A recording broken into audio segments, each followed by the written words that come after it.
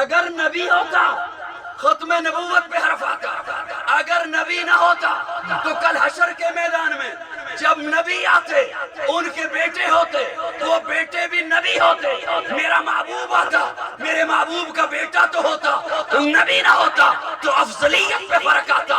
میری رحمت نے گوارا نہیں کیا کہ محبوب کی ختم نبوت پہ حرف آئے یا محبوب کی فضیلت پہ حرف آئے۔ نعرہ تکبیر۔ اے سمجھ آ گئی ہے تو میں ہلکا جہا زور ہور پا لاں تواڈے دماغ تے، اے زور میں اتھے آ کے این کر کے نہیں پڑھا، ہلکا جہا اور زور پا لاں۔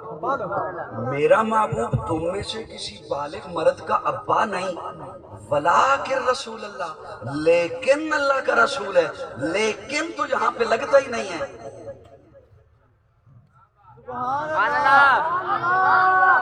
علماء بیٹھے ہیں، میں سبق سنانے لگا، لیکن تو یہاں پر لیکن کا آپ سرائکی میں کیا معنی کرو گے؟ اسے یوں سمجھیے، لیکن مگر پر بندہ کسی نو کہے بھی تیرا اے کام نہیں ہو سکتا لیکن تو پریشان نہیں ہونا، اے تے من گل سمجھ آندی ہے بھئی اے کام تے نہیں ہو سکتا لیکن کوئی اور شکل ہے، لیکن اتھے لگ ہے۔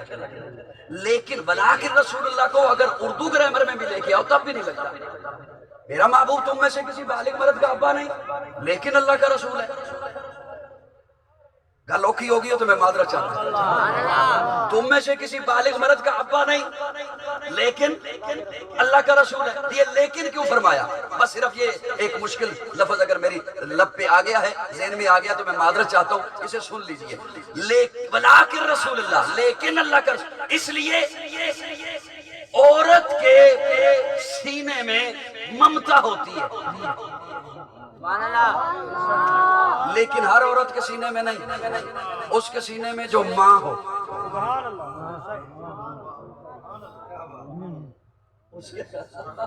اس کے سینے میں اس کے سینے میں جو مثال کے طور پر کہیں کچھ ہو جائے نا، اولاد والی کو کوئی حادثہ پیش آ جائے، کوئی فکر مند ہو، وہ بیچاری پریشان ہو، تو کوئی اور عورت اسے جس کی اولاد نہ ہو وہ اسے کہے یار چھڑ رہن دے پرے کی ہمیں پریشان ہے، تو وہ انہوں کہندی ہے تنوں کی پتا تیری اولاد سے نہیں۔ ہر عورت کے سینے میں ممتا نہیں ہوتی، اس کے سینے میں جو مرد کے سینے میں شفقت ہوتی ہے۔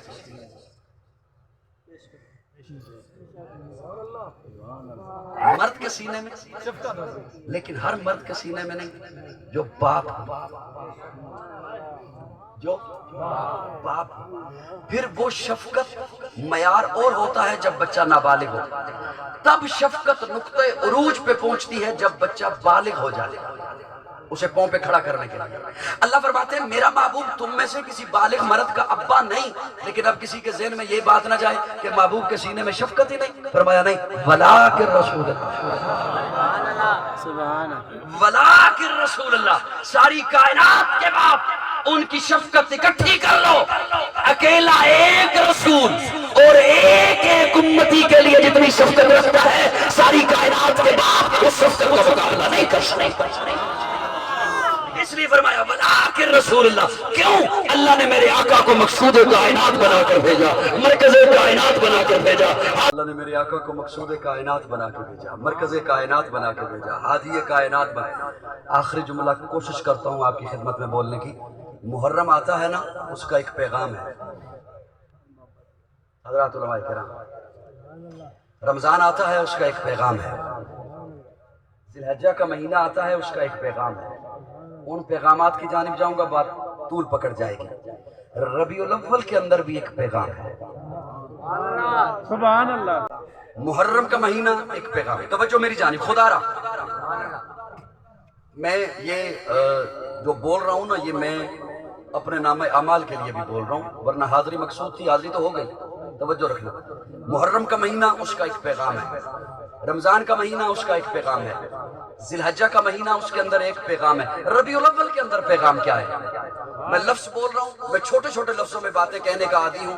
میں لفظ بول رہا ہوں، اس کے سینے میں جائے گا. وہ بندہ بخیل بندہ بھی اگر ہوا تو وہ پھر وہ بھی بولے گا جو میں لفظ آپ کی خدمت میں عرض کرنے چلا. ربیع الاول آ کر بتاتا ہے کہ تم لاوارث نہیں ہو. سبحان اللہ، سبحان اللہ، مجھے لطف نہیں آیا. سبحان اللہ، کہ تم لاوارث نہیں ہو. جو بچہ لاوارث ہو نا، اسے کوئی پوچھنے والا نہیں ہوتا تو رات 2 بجے کیوں آیا، 3 بجے کیوں آیا، 4 بجے کیوں آیا، کدھر تھا، کس کے ساتھ تھا. جس کا وارث ہو وہ پوچھتا ہے. سبحان اللہ، یہ سفید ریچھ بیٹھے ہیں، ان کی آنکھیں نم ہو چکی ہیں اس لفظ سے. محبت سے سننا، جو وارث ہو نا، وارث جس کا، وہ وارث پوچھتا ہے بیٹا کدھر تھا، سبحان اللہ، کس کے ساتھ تھا. لاوارث 2 بجے چھوڑ کے 2 دن نہ آئے، اسے کون نہیں پوچھتا. کون پوچھتا ہے؟ وہ وارث کیوں پوچھتا ہے؟ اس کے سینے میں محبت ہے. نوجوانوں، آپ سمجھتے ہیں ابے نے دوائی بھی کھا لی ہے، غنودگی آ گئی ہے، سخت دھند کا موسم ہے، سردیاں ہیں، لحاف اوپر اوڑھ کے، رضائی اوپر اوڑھ کے سو گیا ہے. نہیں سوتا. سبحان اللہ، نہیں سوتا. لحاف اوپر بھی اوڑھ لے، غنودگی بھی آ جائے، تب بھی لحاف کے اندر سے تصوراتی نگاہیں دروازے کی جانب رہتی ہیں. ابھی آتا ہے نا تو پوچھتا ہوں کدھر تھا، کس کے ساتھ تھا. کیوں؟ یہ وارث ہے. حضور امت کے وارث ہیں. یاد رکھنا، میرے آقا نے پوچھنا ہے کدھر تھے.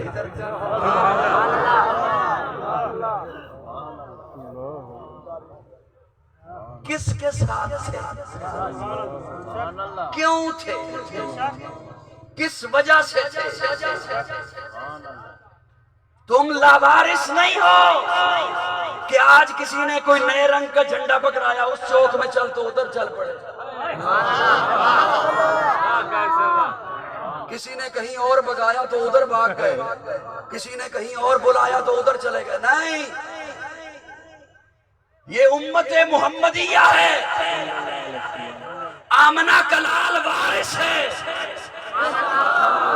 اصلی بولے میرے ساتھ، اصلی بولے، اور اصلی بھی وہ بولے جو اوپر سے بھی وہی ہو جو اندر سے بھی ہو. حضور وارث ہیں، حضور نے پوچھنا ہے. اچھا باپ، باپ کہتا کیا ہے؟ باپ کہتا کیا ہے؟ باپ کہتے ہیں بیٹا میں وارث ہوں نا تیرا، کیا کچھ نہیں لاتا تیرے لیے، کیا کچھ نہیں. بلکہ ایک اور مثال دیتا ہوں، اللہ کرے کسی کے ضمیر کے دروازے پہ دستک ہی ہو جائے.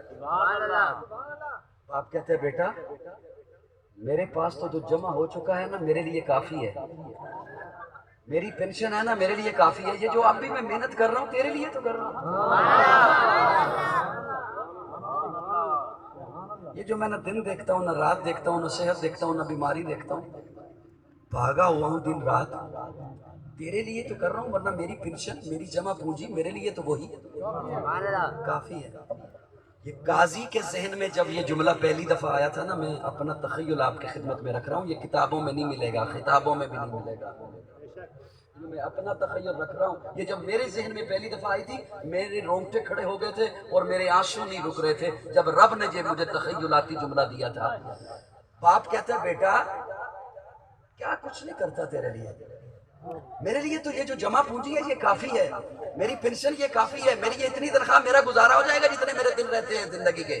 یہ جو میں اب بھی کر رہا ہوں یہ تیرے لیے کر رہا ہوں اس لیے کہ محبت ہے تجھ سے. تو میری بات ہی نہیں سنتا، میرے پاس بیٹھتا ہی نہیں. رسول اللہ فرماتے ہیں میں وارث ہوں، میں تو معصوم ہوں، میں ساری رات مصلی پہ کیوں کھڑا ہوں. تکبیر، شان محمد مصطفیٰ، شان محمد مصطفیٰ، نعرہ تکبیر. میرے کیوں پاؤں سوج گئے ہیں مصلی پہ کھڑے ہو کے، میرے پاؤں پہ کیوں میں تو معصوم ہوں، میں تو نبیوں کا امام ہوں، میری لب پہ میری زبان پہ رب امتی امتی کی صدائیں کیوں ہیں؟ اس لیے کہ حضور وارث ہے۔ میں پیغام سنانا چاہتا ہوں اور میں محسوس کر رہا ہوں کہ میں کچھ لفظ زبردستی سنا رہا ہوں، لیکن وہ سن لیجئے۔ باپ بالآخر کہہ دیتا ہے بیٹا میرے پاس بیٹھا کرنا، میری باتیں سنا کرنا، میرے پاس بیٹھا کرنا، کیا کچھ نہیں کرتا تیرے لیے۔ حضور بھی بالکل یہی جملے فرما رہے ہیں۔ حضور فرماتے ہیں انما بعثت لاتمم مکارم الاخلاق، کیا کچھ نہیں لے کے آیا رب سے تمہارے لیے۔ الیوم اکملت لکم دینکم واتممت علیکم نعمتی ورضیت لکم الاسلام دینا، سارا کچھ تو لے کے آ گیا ہوں۔ آخری جملہ اور حتمی جملہ بول رہا ہوں، بلا آخر بیٹا بول اٹھتا ہے، بلا آخر بیٹا بول اٹھتا، کیونکہ مثال جو بیٹے کی دی باپ کی دی، بلا آخر بیٹا بول اٹھتا ہے ابا صرف تیری بات ہی سنوں، ابا صرف تیرے پاس ہی بیٹھوں، ابا کسی اور کی بات نہ سنوں۔ باپ کہتے ہیں بیٹا بیٹھا کر، لیکن سن جس کے بارے میں بتاؤں، اس لیے کہ یہ بال میں نے دھوپ میں بیٹھ کے سفید نہیں کیے، میں تجھے بتاؤں گا تیرے حق میں اچھا کون ہے برا کون، میں تجھے بتاؤں گا تیرے حق میں اچھا کون، تجھے اپنے اچھے برے کی تمیز نہیں، تجھے نہیں پتا لباس خضر میں رہزن کون ہے راہبر کون ہے، تجھے نہیں پتا، میں تجھے بتاؤں گا، تو اسے چچا کہہ سکتا ہے، تو اسے ماموں کہہ سکتا ہے، قاضی اگر جملہ نہ دے کے جائے اور دلیل کے ساتھ نہ کہ دے کے جائے، میں پورے اس پنڈال کا مجرم ہوں، اور میرے لفظ اگر حقیقت پہ مبنی نہ ہو میں آپ کا مجرم ہوں، بند کمرے میں بیٹھ کر کسی جیلمی پلمبر کی طرح بات کرنے کا عادی نہیں، پنڈال میں کھڑے ہو کر بات کر رہا ہوں، ہزاروں کے اجتماع میں بات کر رہا ہوں، دلیل کے ساتھ بات کر رہا ہوں، بھرے مجمع میں کوئی کھڑا ہو کے سوال کر سکتا ہے یا رسول اللہ آپ وارث ہیں، میں صرف آپ کی بات سنوں، آپ کے علاوہ کسی کی نہ مانوں، آقا فرماتے ہیں میرے علاوہ بھی بات مان، یا رسول اللہ کس کی؟ فرمایا جس کے بارے میں بتاؤں، یا رسول اللہ پھر بتائیے نا آپ کے علاوہ کس کی مانوں؟ آقا فرماتے ہیں علیکم بسنتی و سنت الخلفاء الراشدین،